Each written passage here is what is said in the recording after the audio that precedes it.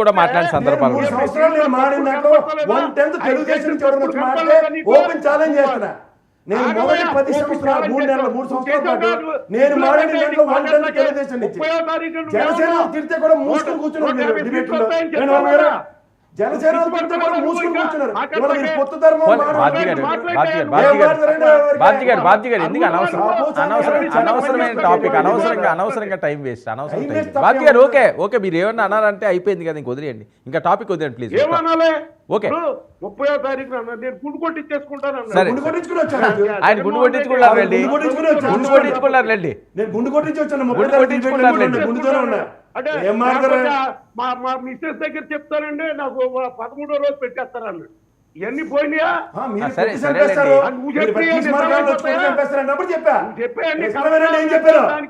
మీరు ప్రతిరోజు తిడుతున్న తిట్లకి సమాధానం కొడతాం చంపేస్తాం అని చెప్తుంటే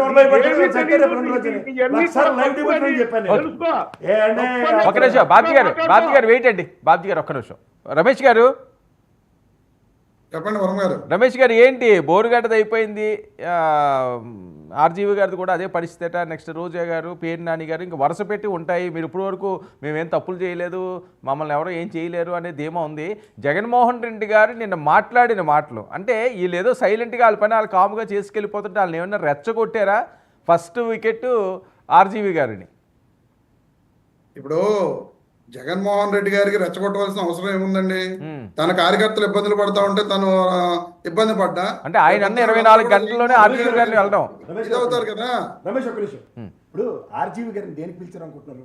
ఆయన అక్కడ ఎవరో ఊర్లో ఉన్న ఆయన ఈయన చేసిన ట్వీట్కి ఆయన మనోభావం గాయమైందని పిలిచారు. మీరు ఫైబర్ నెట్ కేసులో ఆయన పిల్లలే కాదండి, ఇది ఒకటే కాదు కదా. ఏంటంటే పిల్లడానికి కారణం ఏంటి? అసలు ఇన్ని రోజులు పెట్టలేదు. నెల్లూరు ప్రకాశం జిల్లాలో కేసు పెట్టారు ఆయన మీద. ఏది ఆయన ఎప్పుడో ఇచ్చిన ట్వీట్ కి మనోభావాలు గాయమయ్యాని. అదేలేండి. ఇప్పుడు అంటే ఓ రీజన్ ఉంటది కదా, ఇన్ని రోజులు లేదు ఇంత సడన్ గా పిల్లడానికి. ఏముందండి, ఆ రోజు వచ్చారు కదా పోలీసులు 41 year నోటీస్ ఇచ్చారు. సో ఇదేం లేదు కాదండి, చట్టం తన పని తాను చేసుకుపోతుందని నమ్ముతున్నారా? ఇప్పుడు చట్టం తన పని తాను చేసుకుపోవడానికి ఆర్జీవి గారు గతంలో కోర్టులకు వెళ్ళడం జరిగింది. ఆ కోర్టులకు వెళ్ళిన దాని మీద మీరు పోలీసు వారికి సహకరించండి, అరెస్టులు చేయొద్దని చెప్పి మొన్న కొంత రిలీఫ్ వచ్చింది. ఆ రిలీఫ్ మీద ఆయన ఇన్ని రోజులు కూడా ఇది చేశారు. ఇప్పుడు మళ్ళీ ఓన్లీ ఎంక్వైరీకి పిలిచారు తప్ప అరెస్ట్ అనేది ఏ కేసులో చూపిస్తారు అనేది ఇప్పుడు మనం చూడాలి.